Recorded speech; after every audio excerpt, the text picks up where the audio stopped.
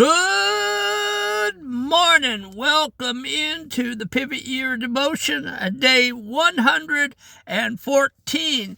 And we are talking about today the I can't lie. The lie of I can't, because you can. You have it in you and you are just not doing it. And we're going to discuss that in the devotion today.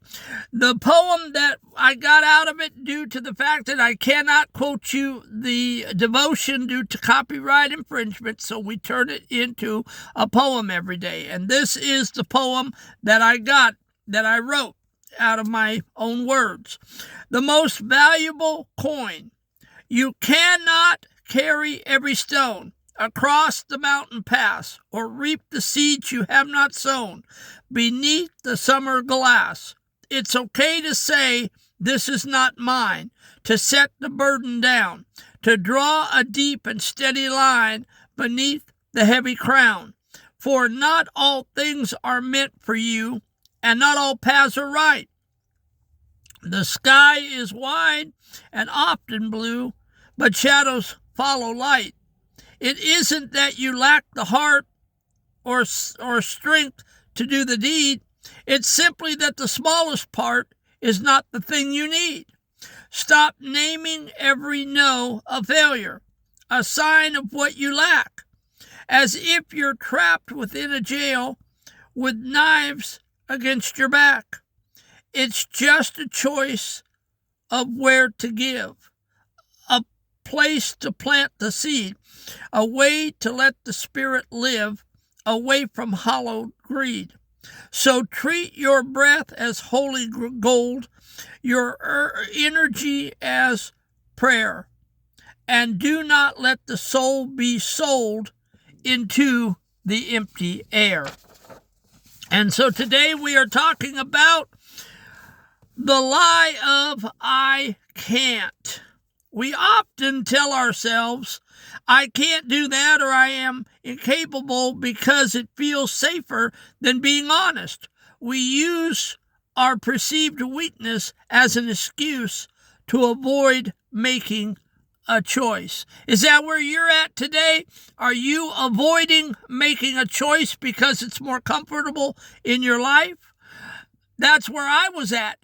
I did that for 50 years. I can't. I don't have the ability. I'm not talented. I don't have any gifts, because I was scared to actually get up off my butt and go do something to change. And so that's what I did for 50 years. It's not that you can't. It's that it is not for you. There is a massive difference between incapacity and misalignment. I tried a lot of things. I went to culinary arts school. I tried truck driving school. I was in the hotel business. I drove taxi. I did sales, door-to-door sales. I tried opening an antique shop. So I have done a lot of things in the 50 years. Some of them worked and some of them did not. But it wasn't that I was incapable. It was that I was misaligned with what I was supposed to do, because the whole time I was supposed to have a poetry ministry up on YouTube, up on social media. To a 12-year-old, this is the relief of knowing you don't have to be good at everything. To a 55-plus student, this is the power of reclaiming your no. Okay? You are allowed to say no. I know that's a shock, but listen, the Hermit Poet is giving you permission this morning to say no. You can do it. You have autonomy. God made you a free moral agent. If you don't want to do something, don't do it. And don't let the guilty feelings get in the way. Energy as currency. Consider your energy your most valuable investment and share it accordingly. You are walking around with a finite amount of solid gold every day. If you spend it all trying to hold up things that aren't yours, you have nothing left to buy your own peace. Every time you say yes to something that isn't for you, you are stealing from the person you are becoming. Okay, guys, listen, a lot of us, we say yes to a lot of obligations, to our family, to our friends, to our church groups, to our civic groups, to our kids. We say yes, yes, yes, yes, yes, and every time you do that, it steals a little bit of your soul. It steals a little bit of who you are trying to become. And by the time you're done going here and going there and doing this and going that, you don't have anything at the end of the night for you to discover who you are and about your trauma and abuse and sexual assault and school bullying. And that's what it's all about. Okay? You say, I don't have time. I got kids. I got to go to soccer. I got to go to baseball. I got to go there. I got to go there. Listen, it's okay to tell those children no. I grew up in the 60s and 70s. We didn't get everything we wanted. And look I'm okay. I'm a functioning adult that goes to work every day. Yes, we have scars, but everybody has scars. You cannot pamper and coddle those kids to death. And that's what we're doing in this society. I watch it all the time. Little Henry, little Sally, we don't want them to be put upon at all. We want them to have perfect childhoods. We want to be perfect parents. Well, I got news for you. There are no perfect parents, and there are no perfect childhoods, and I don't care if you twist yourself into a pretzel. At the end of 18 years, that child is going to have something in its adulthood to gripe and complain and bitch about because you didn't measure up in some shape, form, or fashion. So quit. Quit. Be a good parent. I'm not saying not be a good parent. Be a good parent. But stop baby coddling those kids and start working on you, Dad, you, Mom. You guys have to get your head straight. You've got all this trauma, all this angst, all this triggering. You are not okay. Maybe some of you are burying yourself in the bottle. Some of you are burying yourself in OxyContin. Some of you are burying yourself in marijuana. Some of you are shopping. Some of you have sexual addiction. Some of you overeat because you're not whole, because you're not healthy.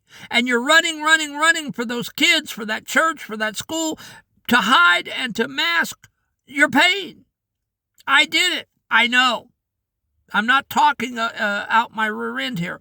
I ran 144-hour paychecks to keep from having to think about my pain and my grief. I was masking.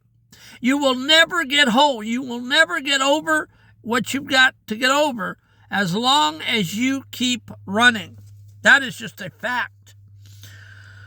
So you'll either come to grips today with the hermit poet as your buddy and as your accountability partner, or you will come to grips somewhere down the road, or you will die and they will put dirt on your face and you will go out into eternity not whole, wasting your life being triggered. Those are your choices.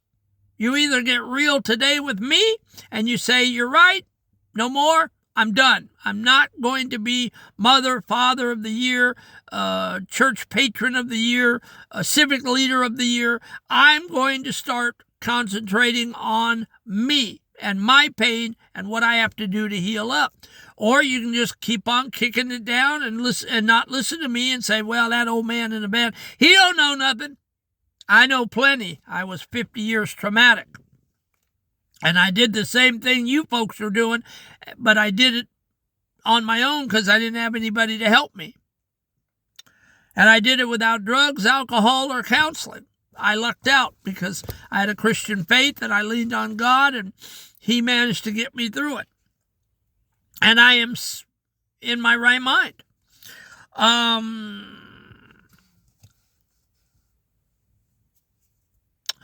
Eventually, something has to give. Instead of dizzying yourself with reasons you are incapable, I can't.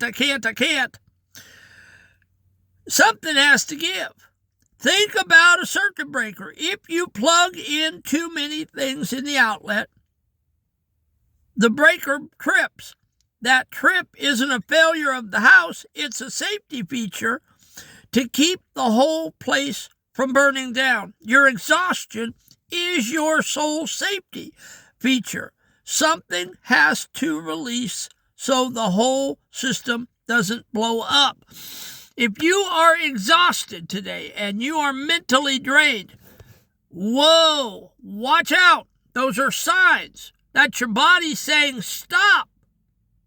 This is the Hermit Poet saying stop. It's okay to back down.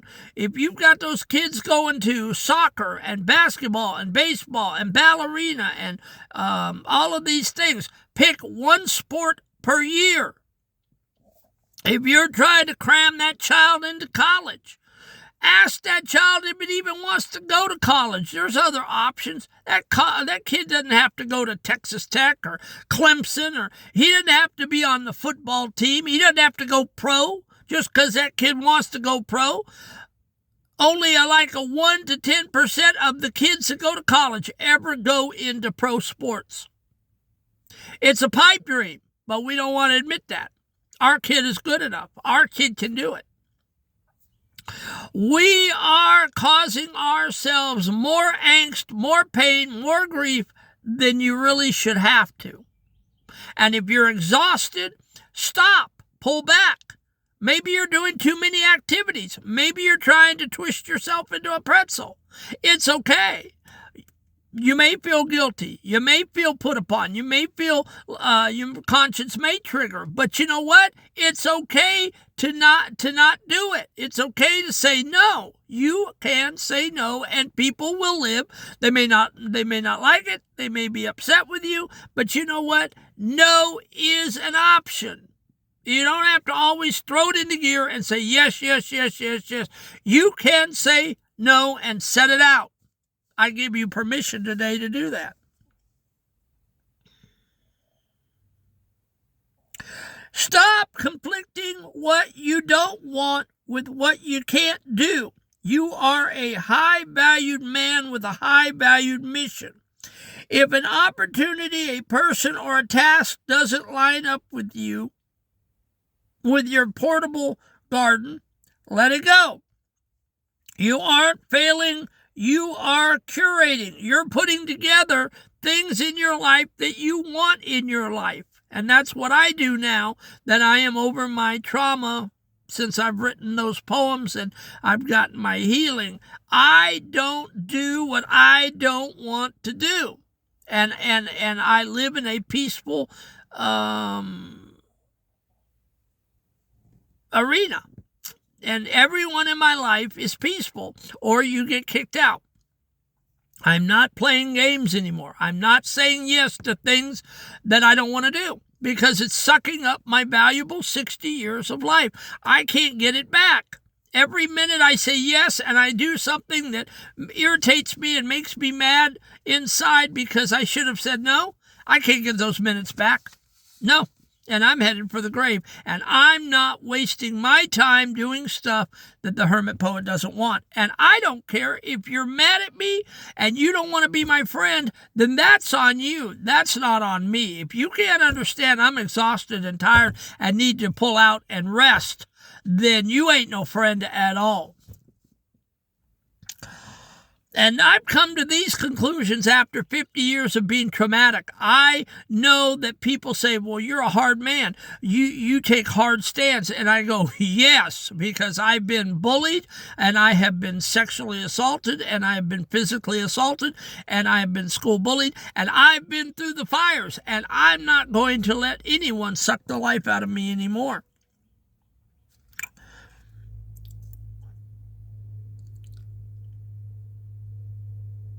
Tonight, I want you to look at your energy ledger. Pick one thing on your plate right now that makes you feel dizzy or incapacitated. Ask yourself, is it that I can't do this? Or is it just not for me?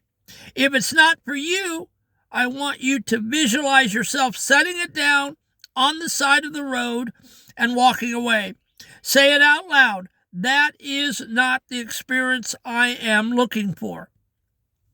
Comment below. What is the one thing you are officially declaring is not for me tonight? Let's lighten the load together.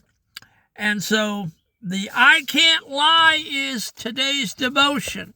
So if you're caught in the trap, please fix the trap, because you will feel much better when you get out of the I can't trap and say, it's okay, I'm not participating in everything and anything.